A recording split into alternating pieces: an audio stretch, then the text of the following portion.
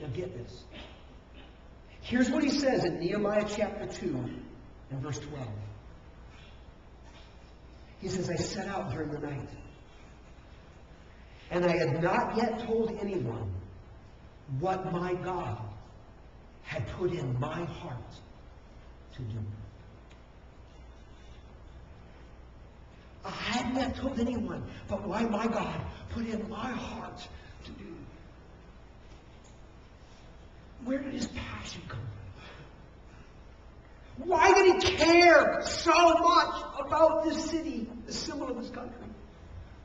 Why did it stir him so much, break him so much, move him so much, that he absolutely had to do something about it, even if it meant risking his own life? And he said, here's the answer. God put it in my heart. God does that, you know. Somehow, in some way, he reaches down to you and me, and he puts something in our hearts, a passion. We just begin to care. We're emotionally moved. Who knows why? God just did it. Those passions come from him. Yours. They come from him. But these passions that come from God are developed through devotion to God.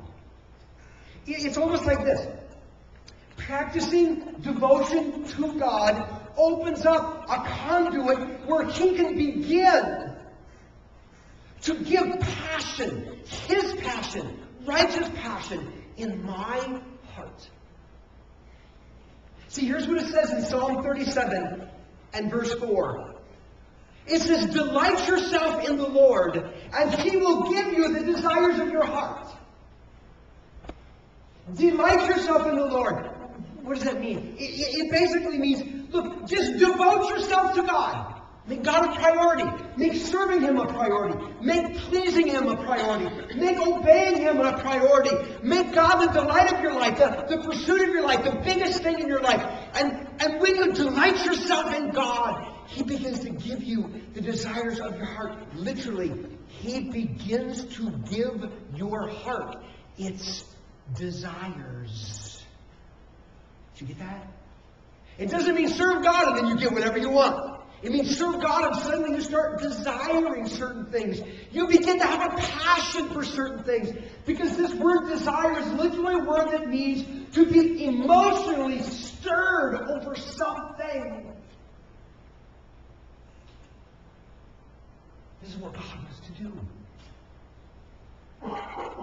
He is the source of righteous passion. And when we devote ourselves to him, it becomes a conduit. And he begins to download passions into us he wants us to have.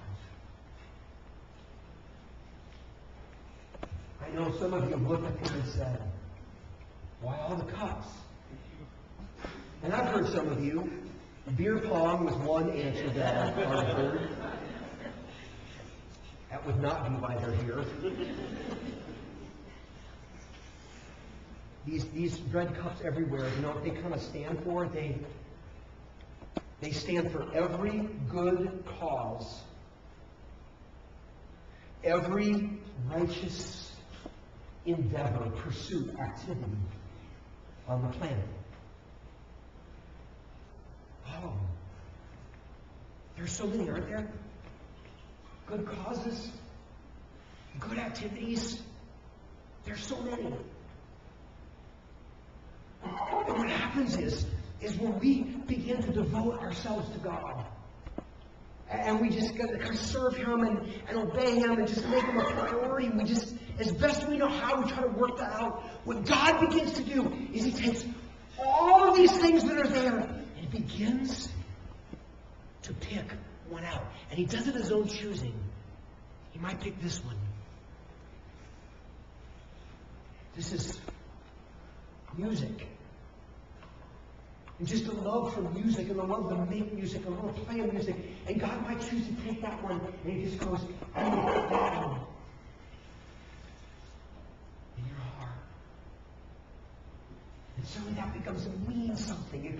We just care about it. We're drawn to it. It begins to make our hair and our arms stand up and our heart beat times we don't know what to care about. Or maybe as we live this life going to God, God us down and goes,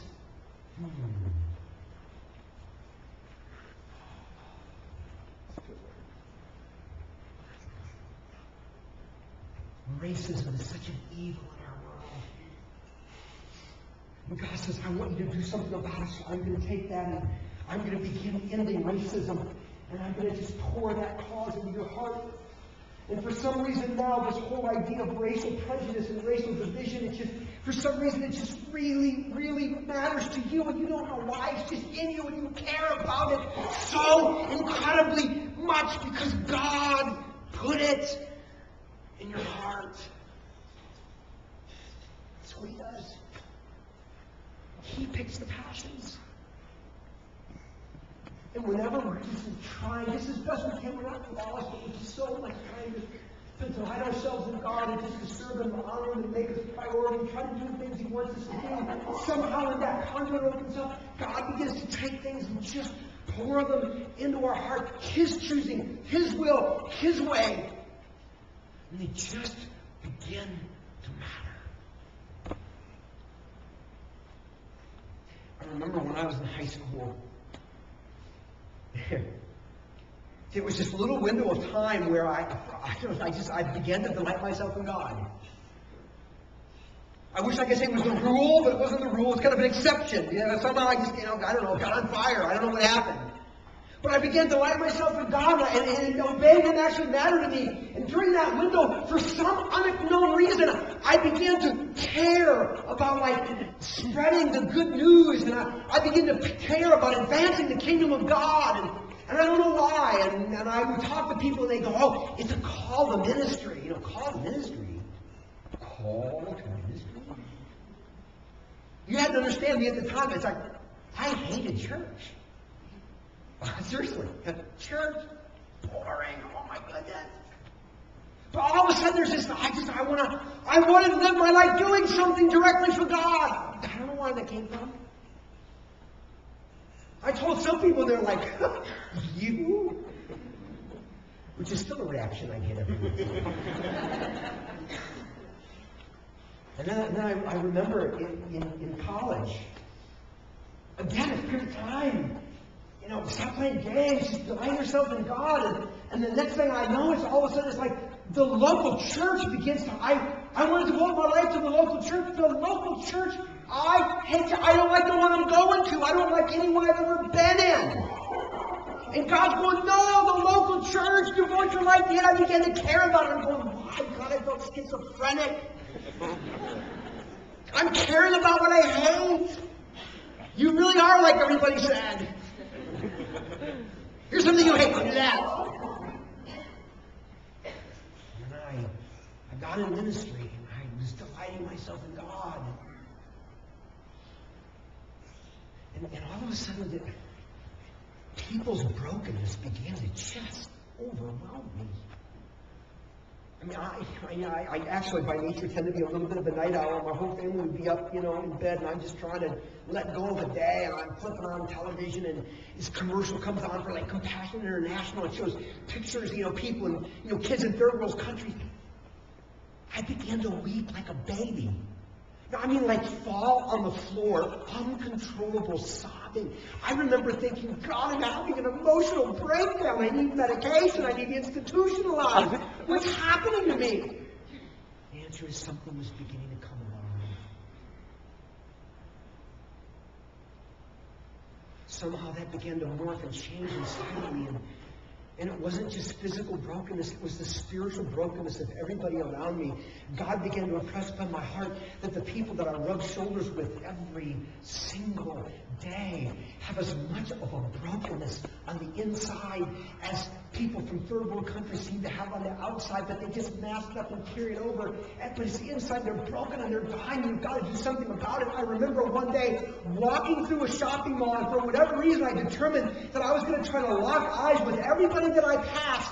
And I only made it halfway through the mall, and it seemed like when I looked into their eyes, there was such an emptiness, such a void, such a darkness, such a despair. I couldn't stand anymore. I literally ran to the bathroom where I just cried, God, what's happening to me?